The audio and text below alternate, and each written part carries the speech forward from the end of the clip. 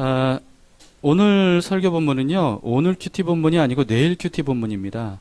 왜냐하면 이제 16장부터 이 마태복음이 이제 새로운 국면으로 접어들게 되거든요. 그러니까 이 16장부터 예수님께서 본격적으로 십자가를 지실 준비를 하는 그런 내용들이 이제 쭉 나오게 됩니다. 오늘 본문에는 예수님을 십자가에 매달아 죽이는데 앞장섰던 두 부류의 사람들이 이제 등장을 하죠. 바리새인과 사두개인들입니다. 예수님께서 바리새인과 사두개인들에 대해서 오늘 본문에서 제자들에게 이렇게 말씀하셨죠. 6절에 예수께서 이르시되 삼가 바리새인과 사두개인들의 누룩을 주의하라 이렇게 말씀하십니다. 누룩이 뭔지 여러분 아시죠? 예, 누룩이 뭔지 잘 아시죠? 잘 안 쓰는 말인 것 같아요. 근데 요즘엔 뭐라 그러나요? 이스트, 요즘에도 이스트라고 하나요? 예, 그런 말을 써본 지 너무 오래돼가지고.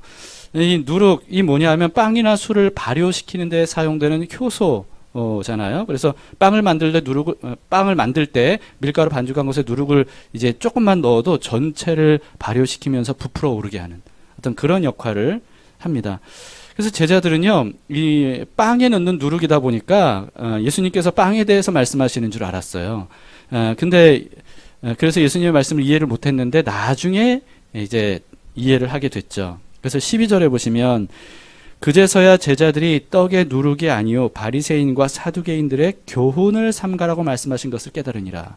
그러니까 예수님이 말씀하신 바리새인과 사두개인의 누룩은 그들의 교훈을 주의하라는 그런 말씀이었다는 거예요.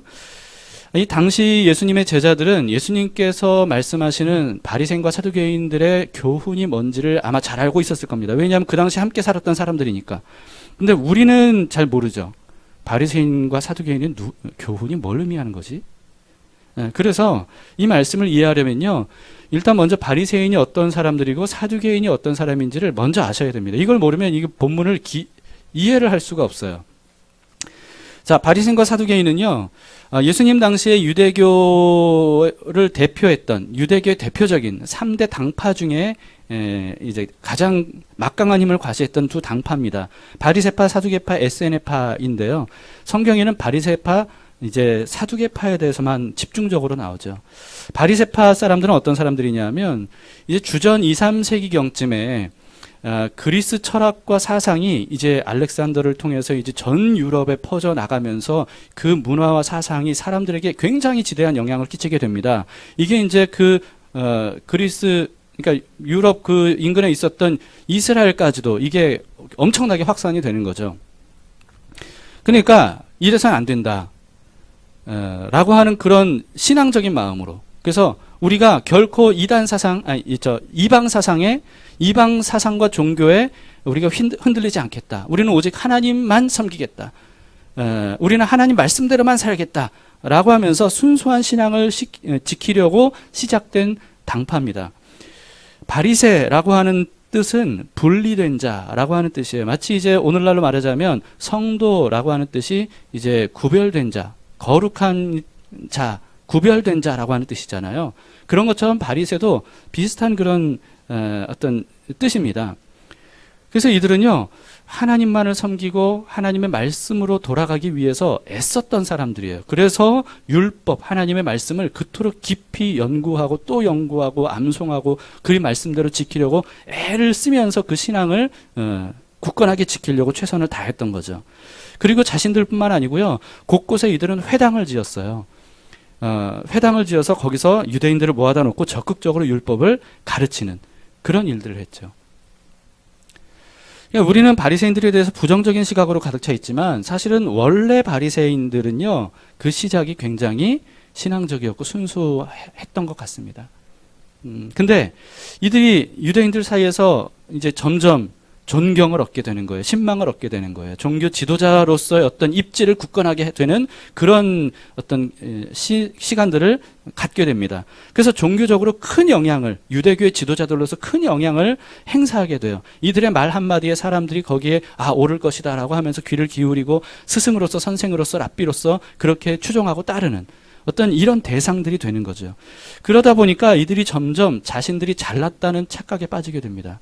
그래서 율법적인 자신들의 지식과 행위, 이런 것들을 내세우기 시작해요. 앞세우기 시작합니다. 처음에는 하나님을 따르고 하나님만 믿고 하나님만 경배하고 하나님 말씀대로만 순종하려고 했던 하나님 중심 신앙이었다가 이게 점점 자신들의 율법적인 행위, 자신들의 율법적인 지식 이런 것들을 앞세우는 그렇게 변질이 됐다는 거죠. 그래서 예수님 당시에 바리새파 사람들은요 막강한 세력을 이제 구축을 했고요 유대 종교의 기득권자들이 되어 있었습니다. 그래서 그 당시 바리새인들은 제가 이렇게 성경을 통해서 느낀 이미지가 어떤 거냐면 우리나라 조선시대 유학자들 같은 어떤 그런 느낌이에요. 아주 뭐라고 해야 되지? 고지식이라고 해야 될까요? 완고한 그 바늘 하나 들어갈 틈이 없어 보이는 어떤 빈틈없는 어떤 그런 유학자들. 그러니까 규칙 여기에 목숨 거는 그리고 막 체면 뭐 이런 거 자신들의 어떤 모습 그래서 비가 와도 안 뛰었다 그러잖아요. 조선 선비들은 비가 와도 뒷짐지고 하면서 걸어 다녔다 그러잖아요. 그런 것처럼 이 당시에 이 바리새인들은 말하자면 어떤 그런 사람들이었어요. 자신들의 어떤 겉으로 드러나는 종교 의식, 행위, 모습 이런 것에 집중했기 때문에 옷차림부터 시작해서 걸음걸이 하나까지 다 어떻게 하면 내가 종교적으로 완벽한 사람처럼 보일까 여기에 최선을 다했던 사람들이죠. 그래서 율법주의, 형식주의, 권위주의 이런 것들을 앞세웠던 사람들입니다. 행위 구원론자였기 때문에 자신들의 율법적 행위에 집착했고요. 뿐만 아니라 다른 사람들의 어떤 행위에 대해서 날선 비판을 서슴지 않았습니다. 그래서 겉으로는 어떤 이런 겉으로 보이는 어떤 이런 모습들이 집중을 하다 보니까 위선적이었고 그리고 교만한 어떤 그런 모습들을 많이 보이게 됩니다. 그리고 이들은요, 극우파였어요. 민족주의자, 유대인들, 민족주의자. 어떤 그런 것들이 굉장히 강하기 때문에 그 당시에 자신들을 지배했던, 정치적으로 지배했던 이제 로마에 대해서 반대하는, 그리고 자꾸 로마로부터 벗어나려고 하고 독립하려고 하는 어떤 이런 마음이 굉장히 강했죠. 그래서 여호와 하나님에 대한 신앙이라고 하는 것을 빌미로 해서 어떤 그 유대교인들을 결집시키고 어떤 자신들의 입지를 견고하게 했던 이런 사람들이 예수님 당시의 바리새인들이었습니다. 사두개파 사람들은 어떤 사람들이었냐면요. 특히 이제 여러분들이 사두개인들에 대해서는 좀 낯서실 텐데 이 사람들도 역시나 주전 2, 3세기경쯤에 이렇게 뭐랄까요, 이제 발흥했던 그런 그 당파라고 볼 수 있습니다.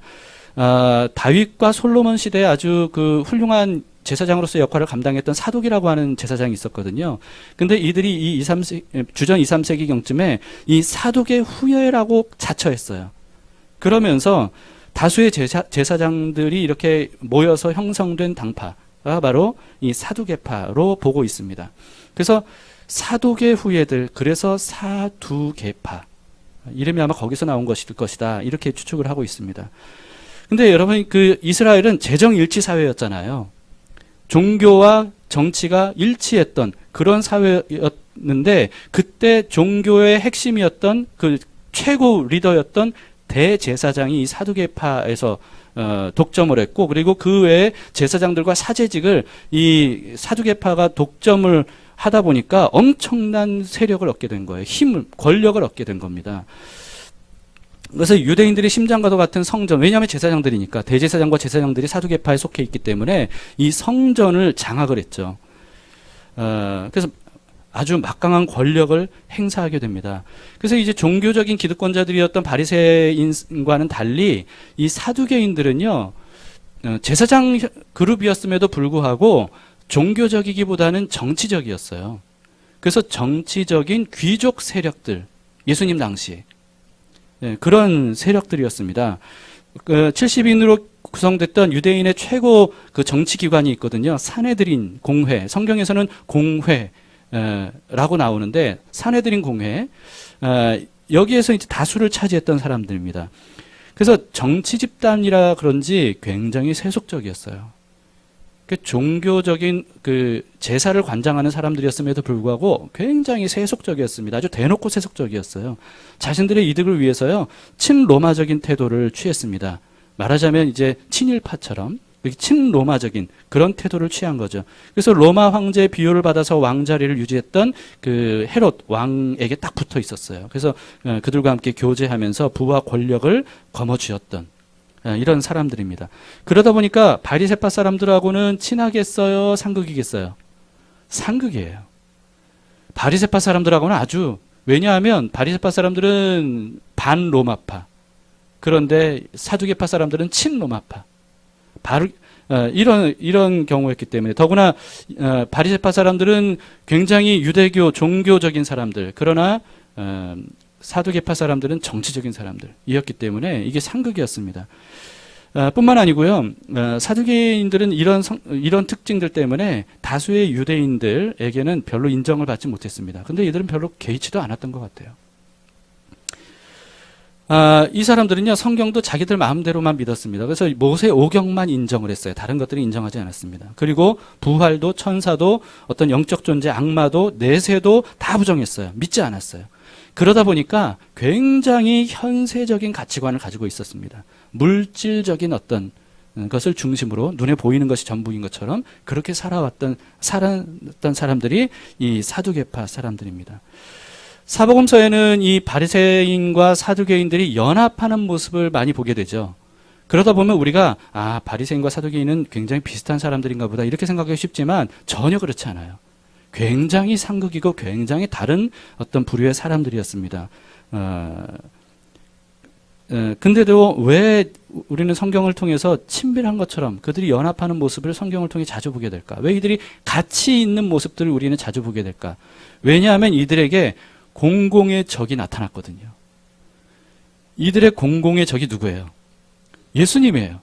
예수님이 공공의 적이 되다 보니까 이들이 뜻하지 않게 연합을 하는 그런 모습들이 자주 나타납니다. 종교적인 기득권자들, 바리새인들이라고 그랬죠. 이들은요, 예수님을 종교적으로 위협적인 존재로 여겼습니다.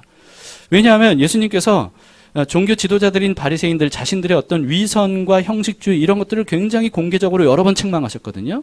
그리고 뿐만 아니라 바리새인들은 주로 랍비로서 이제 율법을 가르치는 그런 일들을 했는데, 그런데 이들의 가르침과는 굉장히 다른 가르침들을 예수님께서 사람들에게 막 가르치는 거예요. 그런데 또 사람들이 그걸 굉장히 잘 받아들이고, 그리고 또 수많은 무리들이 그런 예수님의 말씀을 듣기 위해서 막 몰려들거든요. 자, 이러다 보니까 예수님을 마치 자신들의 어떤 튼튼한 기반인 유대교의 근간을 뒤흔드는 적인 것처럼 그렇게 규정을 한 겁니다. 그래서 저 인간이 사라져야 된다 라고 하는 이런 일념, 분노, 어떤 아무튼 그런 마음으로 가득 찼어요. 또 정치적인 기득권자들이었던 사두개인들도 예수님을 정치적으로 위협적인 존재로 여겼습니다. 왜냐하면 로마 제국의 지배를 받던 이 시대에 이제 그 친로마 성향을 가지고 있었던, 노선을 가지고 있었던 이들이 굉장히 많은 이득을 얻고 있었잖아요. 그런데 예수님께서 등장하시면서 수많은 유대인들이 예수님을 추종하고 따르면서 어떤 움직임이 보였냐면 예수님을 유대인의 왕으로 세우면서 다윗 시대 같은 어떤 독립국가로서의 왕성한 국가를 세우려고 하는 그런 꿈을 가지고 이스라엘의 독립을 일으키려고 하는 이런 조짐들이 보이는 거예요. 그러다 보니까 만약에 이렇게 해서 이스라엘이 독립을 하잖아요. 그러면 친로마 성향이었던 사두개파 사람들은 갈 곳을 잃어버리는 거죠. 설 자리를 잃어버리는 거죠. 그러다 보니까 예수님을 위협적인 존재로, 정치적인 위협적인 존재로 볼 수밖에 없었습니다. 그래서 이들이 이렇게 이때만큼은 서로 연합을 했던 거예요.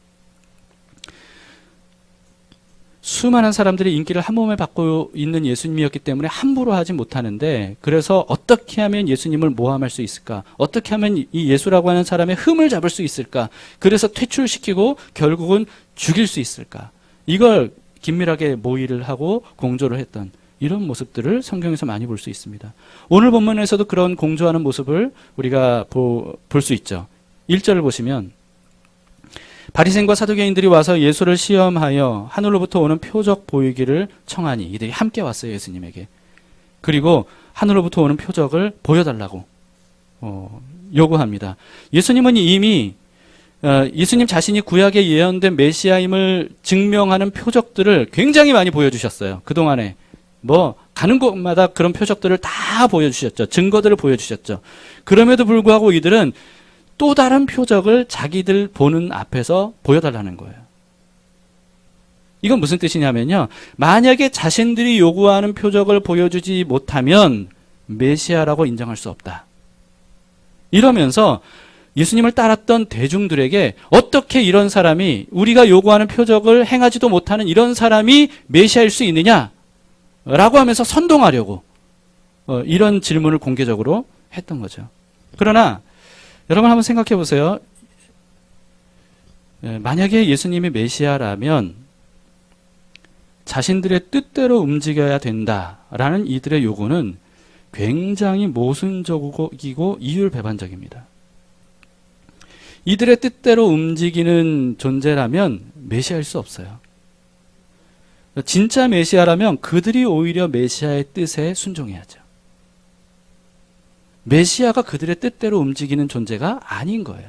그런데도 불구하고 이들은 굉장히 모순적인 요구를 하고 있는 겁니다. 당신이 진짜 메시아라면 우리가 요구하는 대로 해달라 라고 하는 거예요.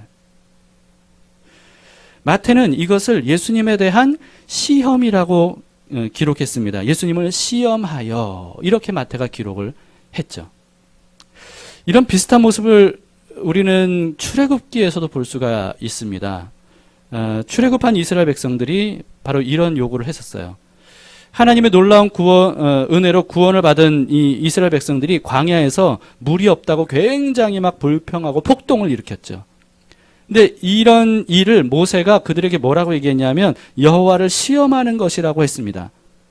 네, 이 출애굽기 17장 2절에 백성이 모세와 다투어 이르되 우리에게 물을 주어 마시게 하라. 모세가 그들에게 이르되 너희가 어찌하여 나와 다투느냐? 너희가 어찌하여 여호와를 시험하느냐? 여호와를 시험했다는 거예요. 이때뿐만 아니고 이스라엘 백성들은요, 광야에서 계속해서 하나님을 시험했습니다. 그렇다면 하나님을 시험했다는 게 뭘까요? 하나님을 시험했다는 게 뭘까요? 하나님이 자기들 뜻대로 해주시는지 아닌지 이걸 시험했다는 거예요. 이들은 그래서 하나님께서 자기들 요구대로 해주시면 하나님으로 인정하고 따르겠지만 자신들의 요구대로 해주지 않는 하나님이라면 그러면 따르지 않겠다. 우리는 다시 애굽으로 돌아가겠다. 이런 주장을 펼치는 겁니다. 그러나 이것도 마찬가지죠. 모순적이고 이율배반적입니다. 여호와가 진짜 하나님이면 여호와께서 그들의 뜻대로 순종해야 되겠습니까? 그들이 여호와의 뜻대로 순종해야 되겠습니까? 그들이 여호와의 뜻대로 순종해야 돼요. 근데 이들은요, 여호와께서 자신들의 뜻대로 순종해야만 하나님으로 믿고 섬기겠다라고 하는 이런 주장을 하는 거예요. 그러니까 이게 얼마나 말도 안 되는 주장이란 말이죠. 그렇다면 물 달라고 하는 요구도 해서는 안 되느냐? 아니요, 그런 뜻이 아니에요. 여러분, 물이 없어서 물이 필요하면 하나님께 주님 물 주시기를 바랍니다. 주님 물 주세요. 이러면 돼요. 근데 그게 아니라 이들이 여호와를 시험했다는 것은 뭐냐 하면 왜 우리에게 물을 안 줘서 우리에게 고생을 하느냐라고 하면서 하나님이 하나님 되심이 아니라고 이렇게 자꾸 주장을 하는 겁니다. 그러니까 우리에게 진작에 그런 물을 줘야 되지 않느냐. 우리의 필요를 진작 채워줄 책임이 있지 않느냐. 라고 하면서 하나님을 자신들의 어떤 수종처럼 그렇게 여기면서 요구하는 이런 모습들을 보였던 거죠. 그래서 이것을 모세는 여호와를 시험하는 것이다. 이렇게 표현을 했던 겁니다. 이것이 예수님께서 오늘 본문에서 경고하신 바리새인과 사두개인의 누룩이 아닌가 싶습니다. 여러분, 이 바리새인과 사두개인들은요, 분명히 여호와를 유일한 하나님으로 섬기는 유대인들이었어요. 그럼에도 불구하고 이들의 중심에는 하나님이 계셨던 게 아닙니다. 자아로 가득 차 있었어요. 나중심. 자신들의 어떤 인격적인 생각, 판단, 논리 이런 것들을 믿고 주장했어요. 그런 것들을 삶의 중심, 사상의 중심에 뒀어요. 바리새인들은 여호와의 율법을 가르치고 지키면서 그리고 사두개인들은 성전에서 율법의 규례대로 제사들을 집례하면서도 이들은 전혀 하나님을 염두에 두지 않았습니다. 하나님을 마음으로부터 퇴출시켰어요. 누구든지 자신들의 교리와 사상이 맞아야만 수용하는 어떤 그런 완고한 그런 모습들을 보였습니다. 그렇지 않으면 하나님도 메시아도 부정하고 배척했다는 거죠. 여러분, 그러나 이것이 얼마나 자신들에게 비신앙적이면서도 비논리적인지를 전혀 이들은 깨닫지 못했어요. 자신들은 여전히 굉장히 하나님 중심적이라고 착각했습니다. 바리새인들을 보세요. 처음에는 하나님 중심으로 출발했다고 말씀을 드렸죠. 근데 기득권을 얻게 되면서 변질됐습니다. 자신들이 세상의 중심처럼 여겼어요. 율법적인 어떤 지식, 행위, 열정 이런 것들을 앞세웠어요. 자신들의 종교적인 어떤 헌신, 종교적인 어떤 그 업적 이런 것들을 앞세웠습니다. 그래서 자신들의 어떤 율법적인 그런 공적과 의로움이라면 사람들에게 존경받고 자신들은 높은 위치에 앉고 그리고 사람들에게 대접받는 것을 마땅하다고 여겼어요. 그래서 스스로 자신을 높이는 거죠. 모든 것들을 자신들의 어떤 종교적인 우월감을 나타내기 위한 것으로 치장했어요. 하나님도 자신들의 어떤 종교적인 이런 완벽한 모습 때문에 자신들을 구원할 수밖에 없고 축복을 주시는 것이 당연하다 라고 하는 이런 믿음이었습니다. 이들은 하나님의 뜻대로 자신들이 완벽하게 잘 섬기고 있다고 자부했지만 이들의 관심은 전혀 하나님이 아니었죠. 자기 자신이었어요. 그래서 자신도 모르는 사이에 하나님을 자기 아래 뒀던 거예요. 메시아 예수 그리스도 이분이 정말 그리스도이신가 아닌가 여기에는 안중이 없었어요. 자신들의 교리, 자신들의 어떤 위치 이런 것을 위협하는 존재로만 여겼어요. 예수님을 진짜 검증하고 싶어서가 아니었어요. 예수님을 흠잡고 그분을 끌어내리기 위해서였습니다.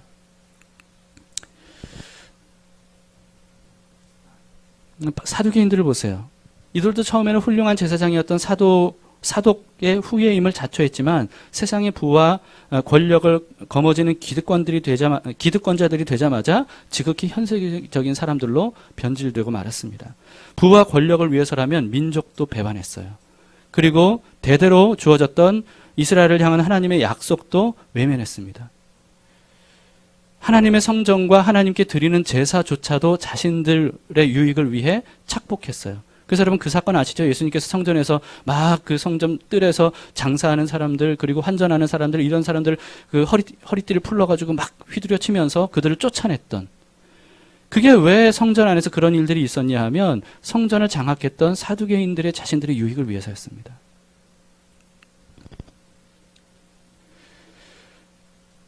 사두개인들은 내세도 부정했어요. 부활도 부정했어요. 오직 눈에 보이는 것이 전부인 것처럼 이 땅의 삶이 전부인 것처럼 그렇게 생각했습니다. 그리고 그렇게 주장했어요.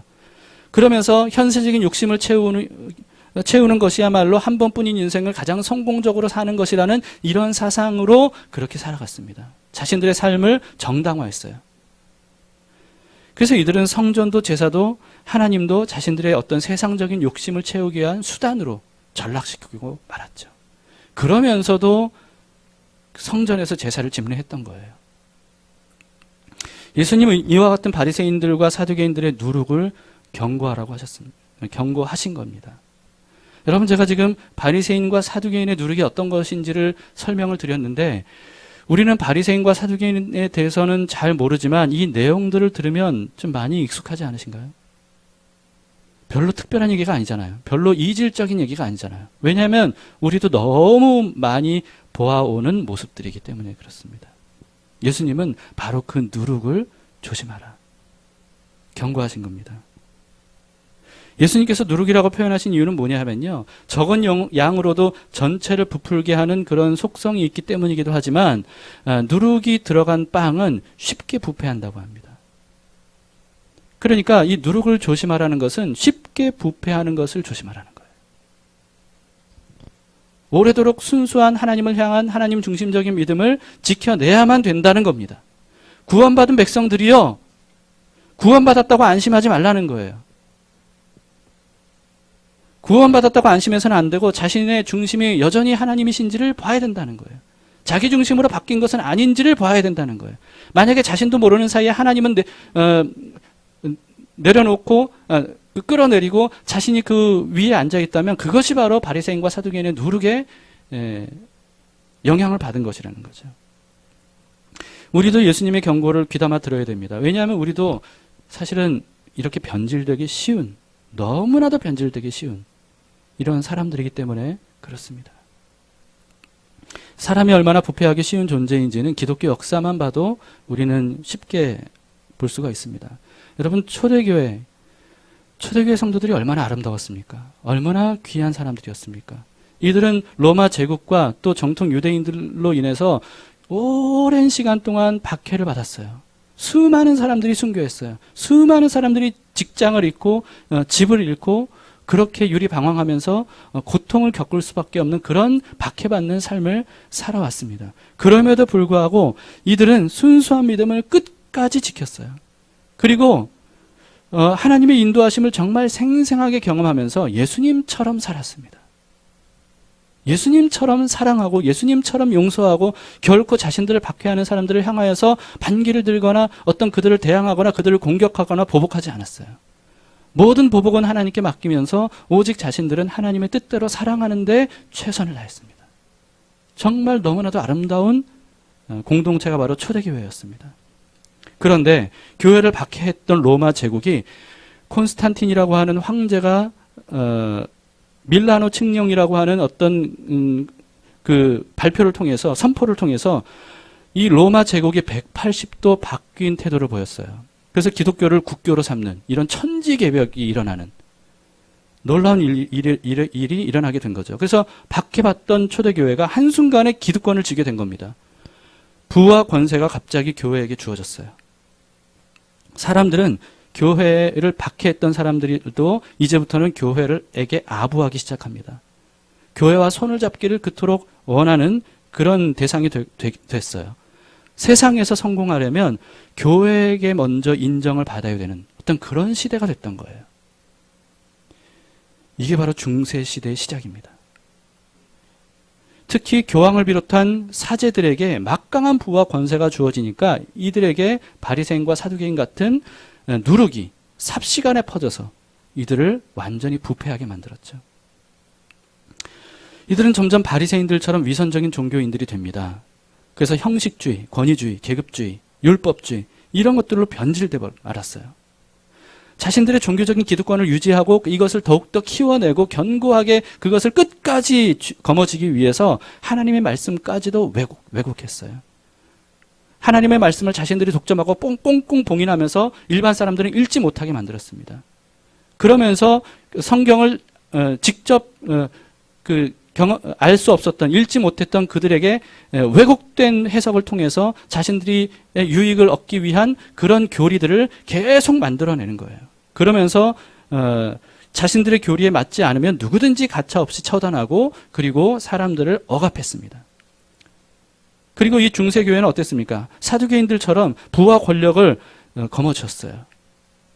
황제와 사제들은 결국은 교회뿐만 아니고요, 제국 전체에 막강한 어떤 힘을 발휘하는, 그래서 로마 황제도 어떻게 마음대로 할 수 없는, 심지어는 로마 황제를 공격하는 어떤 그런 아주 강력한 정치 기득권자들이 됐죠. 이들은 마치 이 땅의 삶이 전부인 것처럼 그렇게 온갖 속임수로 백성들의 고열을 쥐어짜면서 자신들의 왕국을 구축을 했습니다. 하나님을 위해 성전을 짓는다고 하는 빌미를 통해서 사실은 자신들의 제국을 건설했던 거예요. 이렇게 중세교회는요, 겉으로는 하나님을 섬기는 종교적인 어떤 그 형식과 행위로 가득했지만 이들의 중심은 하나님이 아니었습니다. 이들의 중심은 자기 자신이었어요. 인간이 중심이었어요. 사제들이 중심이었어요. 이들은 그래서 결국 교회의 이름은 가지고 있지만 하나님을 대적하고 그리고 사람들을 멸망으로 인도하는 어떤 이런 사람들이 되고 말았다는 거죠. 예수님께서 경고하신 것이 바로 이런 거예요. 중세시대에 대해 이런 이야기가 전해집니다. 중세의 대표적인 신학자인 토마스 아퀴나스, 여러분들이 아마 학교에서도 많이 이름을 들어봤지 않았을까? 들어보셨나요? 토마스 아퀴나스. 근데 이 사람이 교황 이노센트 3세를 방문을 했습니다. 근데 그때 마침 이제 유럽 전역에서 모아들인 헌금 주머니가 이 교황청으로 막 이렇게 들어오는 거예요. 아마 엄청난 재물이 교황청에 운반되는 그 모습을 교황이 이 토마스와 함께 봤겠죠. 그러면서 토마스에게 교황이 이렇게 말합니다. 당신도 보다시피 이제는 교회가 더 이상 은과 금은 내게 없다라고 말하지 않아도 될 정도로 금은 보화가 충분하게 됐어. 이게 어떤 언어로 말했겠어요? 굉장히 자부심이 있고 우리는 드디어 힘을 갖게 됐어. 우리는 이와 같은 부와 권력을 거머쥐게 됐어라고 하는 이 마음으로 얘기하지 않았겠습니까? 그러니까 토마스 아퀴나스가 거기에 대해서 이렇게 대답합니다. 그렇습니다, 교황님. 그러나 이제는 더 이상 교회는 나사렛 예수 그리스도의 이름으로 일어나 걸으라 라고는 말할 수 없게 되었습니다.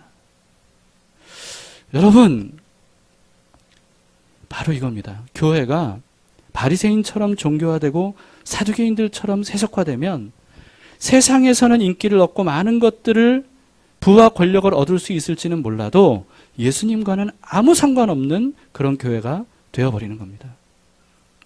세상의 권세를 얻는 대신에 예수 그리스도의 이름의 그 권세, 예수님이 우리에게 부여하신 그 권세는 잃어버리게 돼요.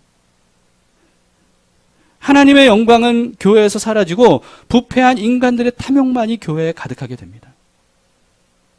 그런 교회는 더 이상 사람들을 구원으로 인도하지 못해요. 멸망으로 인도합니다. 중세시대를 암흑의 시대라고 말하는 이유가 바로 거기에 있습니다. 교회가 빛이 돼야 되는데, 세상의 빛이 돼야 되는데, 세상의 소금이 돼야 되는데 교회가 오히려 어둠의 시대를 만들어 버렸어요. 왜 그렇습니까?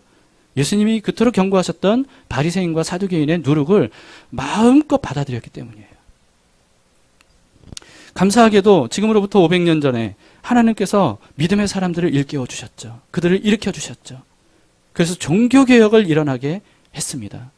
이 종교개혁이 성공적으로 일어나서 바리새인들과 사두개인들의 누룩을 버리고 다시 한번 하나님 중심으로 돌아가려고 하는 이런 움직임들이 수많은 사람들, 전 세계에 퍼지게 되었습니다. 근데 여러분, 그 이후에도 시간이 지날수록 이 교회는 처음에 순수한 믿음을 버리고 인간 중심의 어떤 이와 같은 그 종교적인 신앙으로 변질되거나 정치적인 집단으로 변질되는 이런 세속화가 반복되는 모습들을 우리가 보게 됩니다. 그래서 아까 제가 바리새인 사람들과 사두개인에 대해 설명을 드릴 때 이게 우리에게도 낯설지 않은 이유가 뭐냐 하면 지금도 우리는 그런 모습들을 너무나도 많이 보고 있고 또 우리 자신도 바로 그와 같은 일에 굉장히 많이 노출되어 있기 때문이다. 영향을 받고 있기 때문이다 하는 겁니다. 오늘날 한국교회에도 바리새인과 사두개인의 누룩이 널리 퍼져 있는 것처럼 보이지 않습니까? 눈에 보이는 것을 추구하는 교회. 세상의 부와 권력을 믿고 따르는 교회, 추구하는 교회. 형식주의, 권위주의, 율법주의에 물들어서 참된 하나님의 뜻이 뭔지를 이미 잊어버린 지 오래고 그저 인간의 뜻대로 조직화해서 체계적으로 구축한 그 제도를 통해 움직이는 교회. 여호와는 나의 목자시니 라고 하면서 감동적으로 눈물을 흘리며 찬양을 하지만 그러면 하나님께서 자기의 뜻대로 움직여 주시는 것이 당연하다라고 하는 하나님을 시험하는 마음으로 가득 찬 이 교회, 성도, 목회자. 얼마나 많은지 모릅니다. 여러분, 우리는 과연 바리새인과 사두개인의 누룩으로부터 자유로운가? 그렇지 않다는 거죠. 그러니까 우리가 오늘 예수님의 이 경고의 말씀을 귀담아 들어야 되는 거예요. 이것은 이 당시 바리새인과 사두개인의 문제만이 아니라 중세교회 사제들과 교황의 문제만이 아니라 교회의 문제만이 아니라 오늘날 우리의 문제이기도 한 거예요. 우리는 바리새인과 사두개인의 누룩으로부터 자유로운가? 우리는 거기로부터 안심해도 되는가? 전혀 그렇지 않다는 거죠. 이것은 우리의 인간의 속성인 겁니다.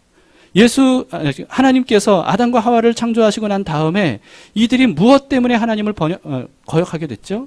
쉽게 말하면 바리새인과 사두개인의 누룩 때문이었어요. 아담과 하와가 왜 선악과를 따먹었습니까? 자기 중심이 되고 싶었던 거예요. 자기가 왕이 되고 싶었던 거예요. 자신이 원하는 것들로 자신의 삶을 가득 채우고 싶었던 거예요. 하나님 없이 자신의 뜻대로 살고 싶은 마음들이 가득했던 거예요. 이게 바로 예수님께서 하나님의 나라 백성이라고 그렇게 일으켜 세웠던 이스라엘 유대인들에게 하신 경고의 말씀이었던 겁니다. 우리는 예수 그리스도를 믿고 구원을 얻었습니다.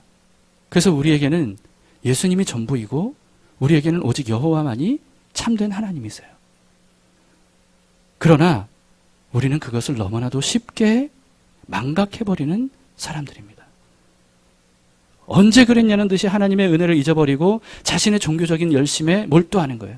자신의 종교적인 어떤 방식에 몰두하는 거예요. 자신이 그렇게 하는 것으로 인해서 자신은 구원받아 마땅하고 자신은 사람들 앞에서 당당하게 내세울 수 있고 자신의 어떤 종교적인 열심이 마치 자신의 훈장이고 자랑이고 축복의 근거가 되는 것처럼 우리가 그렇게 생각할 수 있다는 거죠. 그리고 하나님은 우리를 축복해 주셔서 이 땅에서 부와 권력을 잡아야만 그것이야말로 하나님의 축복을 받은 사람이라고 하는 어떤 이와 같은 세속적인 생각들을 우리가 갖기가 너무나도 쉬운 겁니다. 하나님이 세상에서 우리에게 부와 권세를 세상적인 어떤 성공을 주시지 않으면 그런 하나님은 필요가 없다는 식으로, 그런 하나님은 우리가 원망하고 거부하고 하나님께 화를 내도 마땅하다는 식으로 우리가 그렇게 바리새인과 사두개인이 누르게 쉽게 노출되어 있진 않은가 라고 하는 거죠. 자신들의 요구들의 표적을 보여줘야만 믿겠다는 바리새인과 사두개인들에게 예수님께서 이렇게 말씀하셨습니다. 4절입니다. 악하고 음란한 세대가 표적을 구하나 요나의 표적밖에는 보여줄 표적이 없느니라 하시고 그들을 떠나가시니라. 예수님이 그들을 떠나가셨어요. 그리고 그들의 표적 보여달라는 요구를 거부하셨습니다. 그렇다고 해서 예수님이 더 이상 어떤 표적도 보여주지 않겠다라고 말씀하신 것은 아니었어요. 그들의 요구에 요구대로 하지 않겠다는 것뿐이죠. 예수님께서는 뭐라고 말씀하셨습니까? 내가 너희들이 요구한 표적은 아니지만 다른 표적을 보여주겠다. 그 표적이 뭐라고요? 요나의 표적이라는 거예요. 요나의 표적. 요나라고 하는 사람은 주전 8세기쯤에 활동했던 북이스라엘의 선지자였습니다. 이 사람은 바다에 던져져서 물고기에게 삼켜지죠.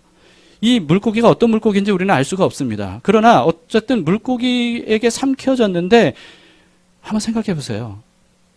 얼마나 칙칙하고 어둡고 숨 못 쉬고 답답하고 정말 고통스러운, 그래서 지옥 같은, 그래서 요나는 음부라고 이렇게 말했어요. 지옥이라고. 그런데 그런 엄청난 고통을 물고기 뱃속에서 겪은 이후에 3일 만에 육지로 토해졌던 사람입니다. 정말 신기한 경험을 한 유일무이한 사람이죠. 그러니까 이게 정말 이런 사람이 요나 말고는 없으니까 이게 정말 믿어도 되는 얘기지 할 정도로. 그런데 예수님께서 요나의 표적을 보여주겠다고 하신 거예요. 무슨 뜻입니까? 사람들에 의해 던져져서 십자가 위에 죽임을 당하고 3일 만에 부활하실 것을 예고하신 겁니다. 예수님은 십자가의 죽음과 부활이야말로 예수님이 누구신지를 분명히 증명하는 표적이 될 것이다 라고 말씀하신 거예요. 이 표적을 보고도 너희가 믿지 않는다면, 그렇다면 어떤 표적을 보고도 너희는 나를 거부할 것이다 라고 하는 의미가 담긴 말씀을 하신 겁니다.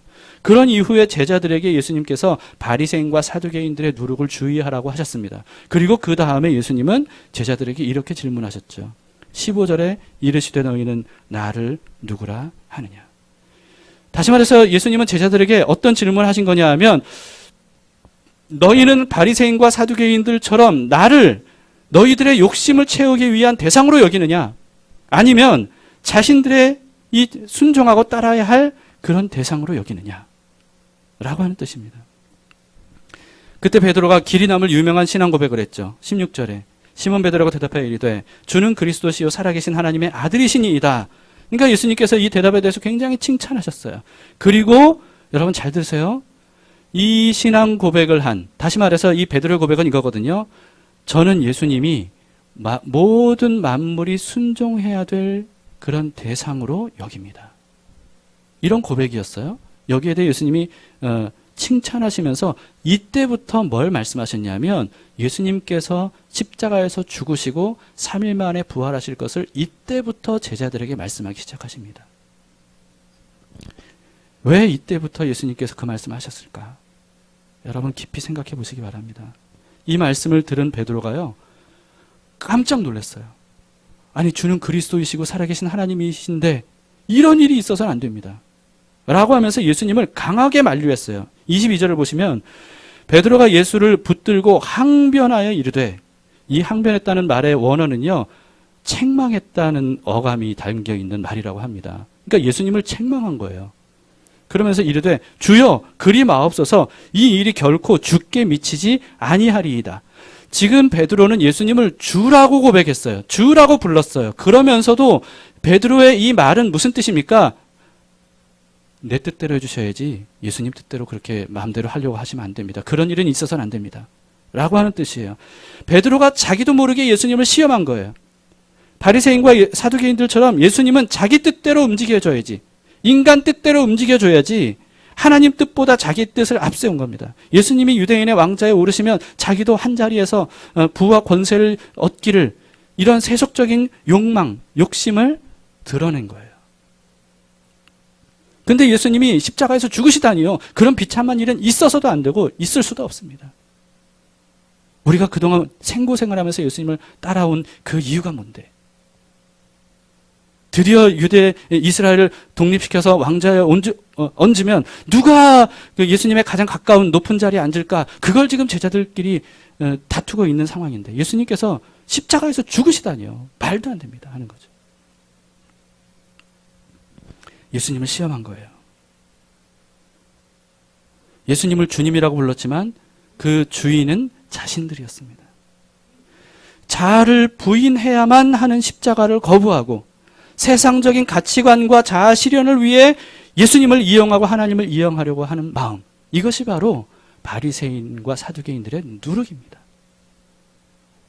그래서 예수님께서 조금 전에는 칭찬하셨던 베드로를 강하게 책망하셔요. 23절에 보시면 예수께서 돌이키시며 베드로에게 이르시되 사탄아 내 뒤로 물러가라. 너는 나를 넘어지게 하는 자로다. 네가 하나님의 일을 생각하지 아니하고 도리어 사람의 일을 생각하는도다. 여러분 잘 들으셔야 됩니다. 하나님의 일을 생각하지 않고 사람의 생각을 앞세우는 것은 사탄이 주는 마음이라는 거예요. 이것이 바로 하나님을 시험하는 것이고 이것이 바로 바리새인과 사두개인들의 누룩이라는 거죠. 하나님께서 이것을 경고하신 겁니다. 여러분 어떠십니까? 예수님을 누구라고 생각하십니까? 우리가 원하는 대로 해주셔야 되는 분이라고 생각하십니까? 아니면 우리가 순종해야 될 대상이라고 생각하십니까? 전자라면 하나님을 이용해서 세상에 많은 것들을 얻고 누릴 수 있을지는 몰라도 하나님과는 상관없는 삶을 살게 됩니다. 하나님의 이름을 불러도 하나님과 전혀 상관없는 존재가 되는 거예요. 반면에 후자라면 비록 세상에서는 자기가 원하는 대로 많은 것들을 얻고 누리고 먹고 마시고 즐기지 못할지는 몰라도 영원한 하나님의 나라를 상속받는 하나님의 자녀가 될 겁니다. 여러분 어느 쪽을 원하십니까? 우리는 어떤 것을 추구해야 합니까? 예수 그리스도의 십자가의 놀라운 은혜, 자기를 부인했던 십자가의 그 죽음과 그리고 새 생명을 얻었던 부활의 놀라운 은혜를 믿는 우리들, 그래서 거듭난 우리들, 이제부터 우리는 구원받은 사람으로서 어떤 삶을 추구하며 살아야 됩니까? 말씀을 마치겠습니다. 여러분 유대인들은 1년에 한 번 집안을 대청소합니다. 지금도 그렇다 그래요. 정통 유대인들은 3, 4월쯤에 있는 명절인 무교절을 준비하기 위해서요. 근데 이들의 대청소는 좀 특별합니다. 그냥 집안에 어떤 쓰레기들을 정리하고 어떤 먼지를 털고 이런 게 아니고요. 물론 그런 것도 했겠죠. 근데 그게 그 주가 아니라는 거예요. 집안에 있는 누룩을 구석구석 찬댄 거예요. 그리고 누럭 한 톨이라도, 그러니까 가루 하나라도 남아있지 않을 정도로 완벽하게 깨끗하게 누룩을 집안에서 제거합니다. 왜냐하면 하나님께서 무교절이라고 하는 절기를 직접 제정해 주셨는데 이 무교절이라는 말뜻 자체가 누룩 없는 절기거든요. 누룩 없는 절기. 그래서 무교절의 일주일 기간 동안 유대인들은요, 누룩 없이 만든 떡, 누룩 넣지 않고 만든 떡인 무교병을 먹으며 이 무교절의 일주일을 지내야 됐어요. 근데 무교절이 언제냐면요, 6월절 바로 다음 날부터 이어집니다. 일주일 동안. 6월절은 어떤 날입니까? 하나님께서 어린 양의 죽음을 통해 구원을 이룬 날이 6월절이에요. 그런데 이 6월절에 바로 이어서 누룩 없는 절기인 무교절을 지키라고 하나님이 명하셨던 거예요. 여러분 이게 무슨 뜻입니까? 어린 양 예수 그리스도의 십자가 죽음과 부활로 구원받은 하나님의 사람들이 누룩처럼 쉽게 퍼지고 쉽게 부패하는 인본주의적 가치관, 자기중심적 가치관, 세계관, 이런 것들에 물들어서 변질되지 말아야 함을 주님께서는 알려주신 겁니다. 이스라엘 백성들을 출애굽하던 시대는 이스라엘의 민족이 드디어 하나님의 나라로 세워지기 시작한 계기가 된 거예요. 하나님은 이스라엘을 세우기 시작하시면서부터 누룩에 대해 말씀하셨던 겁니다. 여러분, 오늘날 주님께서 유월절 어린 양의 피로 우리를 구원하셨습니다. 이건 놀라운 하나님의 은혜예요. 결코 우리의 어떤 종교적인 어떤 그 인간의 중심적인 어떤 이런 것으로 이루어질 수 없는 놀라운 하나님의 구원이었습니다. 그런데 그것을 망각해서는 안 돼요. 우리는 구원도 하나님의 은혜로 받았지만 구원을 이루어가는 것도 하나님의 은혜로만 가능하다는 사실을 잊지 말아야 됩니다. 이것을 잊는 순간 우리는 우리 중심이 돼요. 주님은 그것을 잊지 말라고 무교절이라고 하는 명절을 매년 지키도록 명하셨습니다. 6월절의 은혜를 기억하며 무교절을 날마다 지키는 마음으로 우리가 함께 믿음의 삶을 끝까지 살아갈 수 있기를 바랍니다.